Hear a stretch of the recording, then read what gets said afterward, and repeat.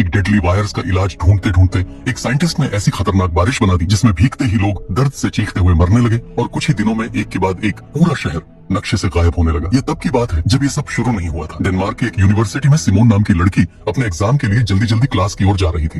तभी अचानक उसके पिता फेडरिक वहाँ पहुँचते हैं और बिना कुछ बताए सिमोन को पकड़कर अपनी कार में बैठा लेते हैं। कार में पहले से ही सिमोन का छोटा भाई रेशमस और उसकी माँ बैठे हुए थे। फेडरिक बेहद घबराया हुआ था और बिना कुछ समझाए कार को बहुत तेज चलाने लगा। वह उन्हें जंगल के अंदर बने एक गुप्त बंकर की ओर ले जा रहा था जिसे उसकी कंपनी अपोलो ने तैयार किया था। मौसम भी तेजी से बिगड़ रहा था और लगता था कि किसी भी वक्त बारिश शुरू हो जाएगी। इसी बीच फेडरिक की तेज रफ्तार के कारण आगे कुछ गाड़ियों का एक्सीडेंट हो गया जिससे सड़क पूरी तरह ब्लॉक हो गई। लोग गुस्से में फेडरिक से बहस करने लगे लेकिन उसे किसी की परवाह नहीं थी। उसने तुरंत अपनी फैमिली को कार से उतारा और उन्हें लेकर भागते हुए जंगल के अंदर घुस गया। वहाँ पहुँचते ही आसमान से बारिश की पहली बूंदें गिरनी शुरू हो गई थी। फेडरिक ने जल्दी से अपने फिंगरप्रिंट से बंकर का लॉक खोला और सबको लेकर अंदर चला गया। अंदर पहुंचकर सिमोन और रेशमस दोनों हैरान थे कि आखिर उनके पिता उन्हें यहाँ क्यों लाए हैं। बंकर में हर जरूरत का सामान था, कई सालों तक के लिए खाना, पानी और एक खुद का एयर प्रोसेसिंग सिस्टम भी। सिमोन अपने पिता से सवाल करने ही वाली थी कि तभी फेडरिक ने प्रोटेक्टिव सूट पहना और बाहर जाने की तैयारी करने लगा। वह बस इतना कहता है, जब तक मैं वापस ना आ जाऊं कोई भी बंकर से बाहर नहीं जाएगा। सिमोन उसे रोकने की कोशिश करती है और सच्चाई जानना चाहती है। तब फेडरिक बताता है कि बाहर हो रही बारिश में एक बहुत खतरनाक वायरस फैल चुका है। जो भी उसके संपर्क में आता है वह कुछ ही सेकंड में दर्द से तड़प कर मर जाता है। फेडरिक ही एकमात्र व्यक्ति था जो उसका इलाज ढूंढ सकता था, इसलिए उसे तुरंत कंपनी के हेडक्वार्टर जाना था। जाते जाते वह सिमोन से कहता है कि रेशमस का खास ध्यान रखना क्योंकि आने वाले वक्त में वही सब कुछ बदल सकता है। सिमोन को अब भी कुछ समझ नहीं आया था पर फेडरिक बंकर छोड़कर चला गया। थोड़ी देर बाद सिमोन ने अपने फोन पर इंटरनेट खोला और जैसे ही खबरें देखी उसके होश उड़ गए। हर जगह मौत, तबाही और डर के दृश्य थे। लोग सड़कों पर गिर रहे थे, चिल्ला रहे थे और बारिश में तड़प कर मर रहे थे। सिमोन ने डरते हुए अपने भाई से बातें शुरू की। तभी उनकी माँ बोली कि वे लोग अभी सेफ हैं, लेकिन चाहे कुछ भी हो जाए बाहर नहीं जाना है। वे अभी बातें ही कर रहे थे कि अचानक बंकर के दरवाजे पर कोई जोर जोर से नॉक करने लगा। रेशमस को लगा कि शायद पापा लौट आए हैं। माँ ने उसे मना किया पर उसने बात नहीं मानी और बंकर का दरवाजा खोल दिया। जैसे ही दरवाजा खुला बाहर बारिश से भीगा हुआ एक आदमी गिर पड़ा। उसकी त्वचा जल रही थी और वह तड़पता हुआ रेशमस को बाहर खींचने की कोशिश करने लगा, मगर तभी रेशमस की माँ ने तुरंत रेशमस को अंदर खींच लिया और खुद उस आदमी को धक्का देते हुए बारिश में चली गई। बारिश में भीगते ही वह खुद भी इन्फेक्टेड होकर तड़पने लगी। बावजूद इसके उसकी सबसे बड़ी चिंता सिमोन और रेशमस के लिए थी। उसने दोनों से कहा कि एक दूसरे का ध्यान रखें। इसके बाद सिमोन भी रोते हुए दरवाजा बंद कर अंदर चली गई और अपने पिता फेडरिक को कॉल करने की कोशिश करने लगी, लेकिन उसका फोन फेडरिक के फोन से कनेक्ट नहीं हो रहा था जिससे उसका डर और बढ़ गया। उसी समय उसे फेडरिक की बातें याद आई जब उसने कहा था कि सिमोन को रेशमस के सामने सब सामान्य दिखाना चाहिए। इस याद के सहारे सिमोन ने खुद को संभाला और बंकर के सारे सिस्टम्स को चेक करना शुरू किया। उसे पता चला कि उनके शहर में और भी कई ऐसे बंकर मौजूद थे जिन्हें अपोलो कंपनी ने बनाया था। सिमोन ने उन बंकर से कांटेक्ट करने की कोशिश की लेकिन कोई फायदा नहीं हुआ। इसी दौरान उसने बंकर में उपलब्ध सामान देखते हुए एक रेडियो खोज लिया। रेडियो की मदद से उसने एक आदमी से कांटेक्ट किया जो अपने घर के बेसमेंट में छुप कर रह रहा था। बाहर के हालात बेहद खतरनाक थे और कई लोगों को पास के हॉस्पिटल में शिफ्ट किया जा रहा था ताकि ह्यूमंस की जान बचाई जा सके। सिमोन ने उस आदमी को फेडरिक का नंबर देकर कॉल करने को कहा लेकिन उसकी कोशिश करने के बावजूद फेडरिक से कांटेक्ट नहीं हो पाया। सिमोन को लगा कि शायद फेडरिक भी मर चुका है क्योंकि बाहर जीवित रहना लगभग नामुमकिन था। तभी अचानक पूरे शहर में लाइट चली गई जिससे सिमोन का रेडियो कनेक्शन टूट गया और अब वह अकेले बंकर में रेशमस का ध्यान रखने लगी। एक हफ्ते बीत जाने के बाद भी जब फेडरिक वापस नहीं आया तो सिमोन ने हिम्मत करके बाहर जाने की योजना बनाई। उसने रात में पीपीई किट पहनकर बंकर के गेट तक पहुंची लेकिन तभी उसे अपनी माँ के मरने के विजन्स दिखाई देने लगे। डरकर वह तुरंत वापस बंकर में आ गई। रेशमस भी उसे बाहर जाने नहीं देना चाहता था क्योंकि वह समझ चुका था कि बाहर का खतरा बहुत बड़ा है। इस तरह धीरे धीरे एक महीना बीत गया। इस दौरान सिमोन को कई बार रेशमस का ध्यान रखने में कठिनाई हुई लेकिन उसने पूरी कोशिश की कि वह एक अच्छी बहन साबित हो और उसके भाई की देखभाल करे। साथ ही वह बंकर में मौजूद सभी संसाधनों और सिस्टम्स के बारे में भी सीखती गई। इसी दौरान उसे याद आया कि कुछ समय पहले रेशमस को एक अजीब सा वायरस हुआ था जिसके बारे में किसी को जानकारी नहीं थी। उस समय फेडरिक ने खुद एक एंटीडोट तैयार किया और रेशमस को दिया। बाद में फेडरिक की कंपनी को भी इस वायरस की जानकारी मिली और उन्होंने फेडरिक से पूरी रिपोर्ट सबमिट करने को कहा। सिमोन को शक होने लगा कि शायद ये वायरस फेडरिक ने ही बनाया होगा। अब तक लगभग 6 साल बीत चुके थे लेकिन फेडरिक के बारे में सिमोन को कोई जानकारी नहीं थी। रेशमस भी अब बड़ा हो चुका था और बाहर जाकर खाने की तलाश करना चाहता था क्योंकि बंकर में उनका खाना बहुत कम बचा था। सिमोन ने पहले तो मना किया लेकिन फिर सोचा कि खुद जाकर खतरे का जायजा लेना जरूरी है। रात के समय जब रेशमस सो गया सिमोन ने पीपीई किट पहनकर बंकर के बाहर निकलने का फैसला किया। बाहर निकलते ही उसे अपनी माँ के विजन्स दिखाई देने लगे लेकिन इस बार उसने खुद को संभाला और आगे बढ़ी। बाहर आकर उसने देखा कि उसकी माँ का शरीर अब केवल कंकाल बन चुका था। पास में एक हिरन खड़ा था जिसे देखकर सिमोन आगे बढ़ी। सड़क पर कई कारें खराब हालत में पड़ी थी और चारों तरफ जंगल उग चुका था। सिमोन ने उन चीजों पर ध्यान नहीं दिया और अपने उद्देश्य की ओर बढ़ती रही। वह उस हॉस्पिटल तक पहुंची जहां लोगों को सुरक्षित रखा गया था। कई बार आवाज लगाने के बाद भी वहां कोई रिस्पांस नहीं मिला। फिर जब सिमोन अंदर जाकर देखती है तो वहां का नजारा पूरी तरह से तबाही में बदल चुका था। चारों तरफ हर चीज बर्बाद पड़ी थी और जमीन पर जगह जगह लोगों की लाशें बिखरी हुई थी। तभी अचानक से उसके सामने एक भेड़िया आ जाता है। डर के मारे अपनी जान बचाने के लिए सिमोन पास वाले एक कमरे में जाकर छिप जाती है। कुछ देर बाद जब बाहर सब शांत हो जाता है तो वह धीरे धीरे बाहर निकलती है और वापस अपने बंकर में लौट आती है। वहां पहुंचकर सिमोन तुरंत रेशमस को सब कुछ बताती है कि बाहर की स्थिति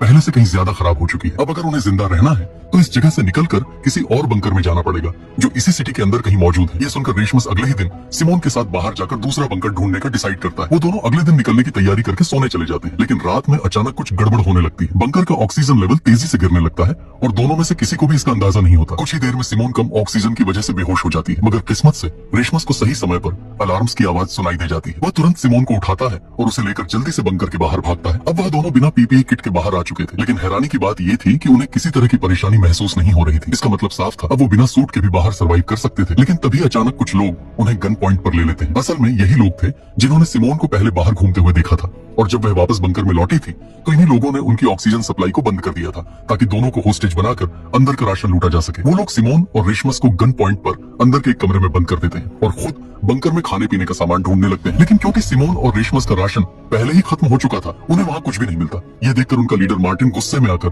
सिमोन और रेशमस को बंद करके वहां से जाने लगता है। अब अगर वो अंदर ही बंद रहते तो उनकी जान पक्की चली जाती। इसलिए सिमोन एक गिलास पर लिखकर बताती है कि उसे पता है कि खाने का स्टॉक कहाँ मिल सकता है। इतना लिखने के बाद वह जानबूझकर उस पैड को तोड़ देती है जिसमें बाकी बंकर्स का नक्शा था। अब मार्टिन के पास कोई और चारा नहीं था, क्योंकि अगर उसे राशन चाहिए था तो उसे सिमोन और रेशमस को बाहर निकालना ही पड़ेगा, क्योंकि बाकियों की लोकेशन सिर्फ सिमोन के दिमाग में थी। इसी बीच मार्टिन की नजर सिमोन पर जाती है और वह अपने पुराने दिनों को याद करने लगता है। जब वह एक सोल्जर हुआ करता था, उस वक्त उसे आदेश मिला था कि वह एक ब्रिज पर तैनात रहकर उस शहर से किसी को भी बाहर जाने न दे ताकि इन्फेक्शन फैल न सके। अगर आप यहाँ तक पहुंच चुके हैं, इसका मतलब आपको कहानी अच्छी लग रही है, इसलिए एक लाइक और सब्सक्राइब तो बनता है। लेकिन एक दिन ड्यूटी के दौरान मार्टिन को एक औरत दिखती है जो अपने बच्चे को गोद में लेकर ब्रिज के नीचे से दूसरी तरफ जाने की कोशिश कर रही थी। मार्टिन उसे रोकने के लिए हवा में कई शॉट्स फायर करता है, लेकिन वह औरत नहीं रुकती। वो हिम्मत से शहर के बाहर निकल जाती है। उस वक्त मार्टिन ने उस पर दया दिखाई थी, इसलिए उसने उसे गोली नहीं मारी। कुछ देर बाद उसके साथियों ने उसे पास के टेंट में बुलाया जहां सब सोल्जर्स रह रहे थे। वहां जाकर मार्टिन को पता चलता है कि वही औरत जिसे उसने जाने दिया था दरअसल इन्फेक्टेड थी और उसके जाने के बाद से टेंट में मौजूद कई लोग इन्फेक्शन की वजह से मर चुके थे। यह सुनकर मार्टिन टूट जाता है। उसके आखिरी साथी की मौत के साथ ही उसका सब्र भी खत्म हो जाता है। उसी पर उसने ठान लिया कि अब वह कभी किसी पर भरोसा नहीं करेगा, चाहे वो किसी भी हालात में क्यों ना हो।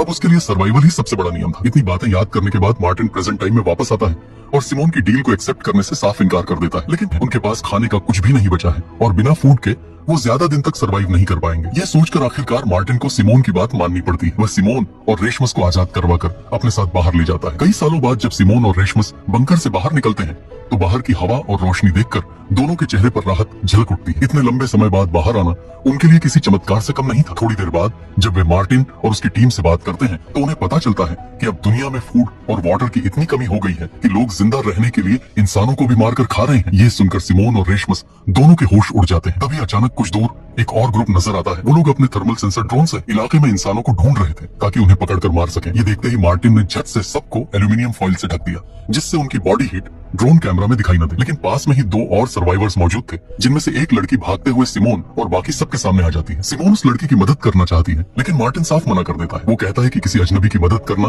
उनकी पूरी टीम के लिए रिस्क बन सकता है। और उसी वक्त उसकी टीम में मौजूद लड़की बेटी सिमोन का साथ देने लगती है। दोनों बिना कुछ सोचे उस औरत की जान बचाने के लिए उसके पीछे भागते हैं। वो औरत भागते भागते एक छोटी सी रिवर के पास फिसल जाती है और नीचे गिर जाती है। वहीं पीछे पीछे आए कुछ लोग उसे जान से मारने ही वाले होते हैं, लेकिन ठीक उसी वक्त मार्टिन वहां पहुंचता है और बिना देरी किए उन दोनों आदमियों को शूट कर देता है, क्योंकि चाहे कुछ भी हो मार्टिन अपनी टीम का साथ कभी नहीं छोड़ता। लेकिन वाटर में गिरने की वजह से इन्फेक्टेड हो चुकी है। उसे देखकर मार्टिन को मजबूरन उसे भी शूट करना पड़ता है। सिमोन के लिए यह सब बहुत झटका देने वाला था। तभी उसे समझ आता है कि जमीन पर रहना तो सुरक्षित है, लेकिन बारिश या रुके हुए वाटर के संपर्क में आना अब भी बहुत बड़ा खतरा है। यहाँ तक कि जरा सा भी कांटेक्ट उन्हें इन्फेक्ट कर सकता है। इस घटना के बाद सिमोन सबको लेकर एक और बंकर की ओर निकलती है जिसकी लोकेशन उसे याद थी। वहां पहुंचने में उन्हें लगभग एक दिन का समय लगने वाला था। रात होने से पहले सब एक पास के घर में रुकने का डिसाइड करते हैं। घर के अंदर उन्हें मरे हुए हंटर्स के कुछ हथियार, कपड़े और थोड़ा बहुत सामान मिलता है। इसके अलावा वहाँ कुछ बोतलें क्लीन वाटर की भी रखी होती हैं। ये देखकर जॉन अपनी बीमार साथी लिया को वो पानी पिलाता है। उनकी आपसी केयर देखकर सिमोन के चेहरे पर मुस्कान आ जाती है। पहले तो वो बस उनके सहारे अगले बंकर तक पहुंचना चाहती थी, लेकिन अब उसे महसूस होता है कि ये लोग बुरे नहीं हैं। धीरे धीरे सिमोन का मन सच में मार्टिन और उसकी टीम की मदद करने को तैयार होने लगता है। अगली सुबह सब सफर फिर से शुरू करते हैं। रास्ते में अचानक रेशमस का पैर एक पानी से भरे गड्ढे में चला जाता है। ये देखते ही मार्टिन तुरंत अपनी गन निकाल लेता है और उसे शूट करने वाला होता है, लेकिन तभी सिमोन बीच में आकर उसके सामने खड़ी हो जाती है और उसे रोक लेती है। वो तुरंत रेशमस का जूता उतारती है और उसकी सॉक्स चेक करती है। हैरानी की बात यह थी कि वो पूरी तरह सूखी थी। दैट मीन्स रेशमस का जूता वाटरप्रूफ था और उसे किसी भी तरह का इन्फेक्शन नहीं हुआ था। ये देखकर मार्टिन चैन की सांस लेता है और अपनी गन नीचे कर देता है। फिर वो सब मिलकर अपनी यात्रा जारी रखते हैं और आखिरकार उस दूसरे बंकर तक पहुंच जाते हैं। वहाँ सिमोन के फिंगरप्रिंट से दरवाजा खुल जाता है। अंदर का नजारा देखकर सबके चेहरे खिल उठते हैं। वहाँ खाने पीने का इतना राशन था कि वे लोग सालों तक आराम से जी सकते थे। सब खुशी से झूम उठते हैं और पेट भरकर खाना खाते हैं, लेकिन सिमोन को अंदर कुछ बेचैनी महसूस होती है कि उसे मार्टिन और उसकी टीम पर भरोसा नहीं है। पता नहीं कब वो उसे जान से मार दे। इस बारे में जब वो सीधे मार्टिन से बात करती है तो मार्टिन उसे समझाता है कि सिमोन पिछले 6 ईयर्स से बंकर के अंदर थी, इसलिए उसे बाहर की दुनिया और लोगों के हालात के बारे में कुछ नहीं पता। मार्टिन असल में एक अच्छा इंसान था, लेकिन प्रेजेंट टाइम ऐसा था कि किसी पर भरोसा करना अब आसान नहीं था। फिर भी सिमोन ने उसकी चेतावनी को नजरअंदाज कर दिया और अंदर बंकर में चली गई। वहाँ वह देखती है कि एक फोन चार्ज हो रहा है जिस पर उसकी और रेशमस की बचपन की फोटोज लगी थी। ये फोन असल में सिमोन के पिता फ्रेडरिक का था, जो पुराने बंकर से निकलकर इस नए बंकर में कुछ समय के लिए आए थे। सिमोन तुरंत ही रेशमस के साथ उस फोन को चेक करती है। वहाँ उसे फ्रेडरिक की एक वीडियो मिलती है जिसमें वह बताता है कि वह स्वीडन के एक हेडक्वार्टर में इस इन्फेक्शन का क्योर या एंटीडोट बनाने के लिए जा रहा है। सिमोन के दिमाग में तुरंत विचार आता है कि उसके पिता शायद अब भी जिंदा है, इसलिए वह रेशमस के साथ स्वीडन के उस हेडक्वार्टर जाने का फैसला करती है। सिमोन ने यह बात मार्टिन को भी बताई और उम्मीद थी कि मार्टिन उनकी मदद करेगा, लेकिन मार्टिन साफ मना कर देता है। उसका कहना था कि बंकर में उन्हें कोई खतरा नहीं था, जबकि स्वीडन के हेडक्वार्टर तक पहुंचने के लिए उन्हें शहर के बीच से गुजरना पड़ेगा, जहां कितने हंटर्स छिपे होंगे। मार्टिन सोचता था कि यह बहुत रिस्की हो सकता है। मार्टिन यह भी सोचता था कि वैसे भी फ्रेडरिक की वीडियो 6 साल पुरानी थी और शायद अब तक उसकी डेथ हो चुकी होगी। अगर वह एंटीडोट बनाने में सफल हो गया होता तो मार्टिन को इसके बारे में जरूर पता चल जाता, लेकिन सिमोन ने उसकी बात को नजरअंदाज कर दिया और कुछ दिन का राशन लेकर रेशमस के साथ बंकर से निकल गई। बीट भी जॉन और लिया के साथ उनके पीछे चलने का डिसाइड करती है, क्योंकि वह सच में सिमोन का साथ देना चाहती थी। लिया खुद यह समझ चुकी थी कि सिमोन की वजह से ही वह इस बंकर तक आकर सुरक्षित हो पाई थी। वैसे भी पहले मार्टिन और पैट्रिक खुद भी लिया, जॉन और बीट को जान से मारने वाले थे। असल में उस वक्त वो तीनों मार्टिन और पैट्रिक को नहीं जानते थे और केवल एक ही ग्रुप में फंसे हुए थे। मार्टिन और पैट्रिक ने उन्हें लूटने के इरादे से पकड़ा था और बीट ने अपनी जान बचाने के लिए उन्हें अपने एक छिपे हुए अड्डे के बारे में बता दिया। वहाँ उन्होंने काफी दिनों तक फूड रखा हुआ था। मार्टिन उन पांचों के साथ उस जगह पर जाता है। वहाँ वे सभी मिलकर खाना खाते हैं और सच में उन्हें साथ रहकर काफी अच्छा लगता है। रात में बीट मार्टिन से अनुरोध करती है कि वह उन्हें प्रोटेक्शन प्रोवाइड करे। मार्टिन उस पर मान जाता है और तब से ही वे सभी साथ रहते हैं। प्रेजेंट टाइम में सिमोन और रेशमस को यह नहीं पता था कि जॉन, लिया और बीट उनके पीछे आ रहे थे। वे शहर के पास पहुंचते हैं। रास्ते में उन्हें एक बस दिखाई देती है जो आगे के रास्ते को ब्लॉक कर रही थी। दोनों थक चुके थे, इसलिए बस में थोड़ी देर आराम करते हैं, लेकिन थोड़ी देर बाद उन्हें बाहर कुछ लोगों की परछाई दिखाई देती है। दोनों डर से वहीं सन्न रह जाते हैं। तभी पता चलता है कि वो लोग बीट, जॉन और लिया थे। सिमोन को बहुत अच्छा लगता है और वह उन्हें बंकर में सुरक्षित रहने के लिए कहती है, लेकिन तीनों तय कर लेते हैं कि सिमोन के साथ ही रहना है। वे पास के किसी सुरक्षित स्थान पर पहुंचते हैं और खाना खाने लगते हैं, लेकिन तभी वहाँ बहुत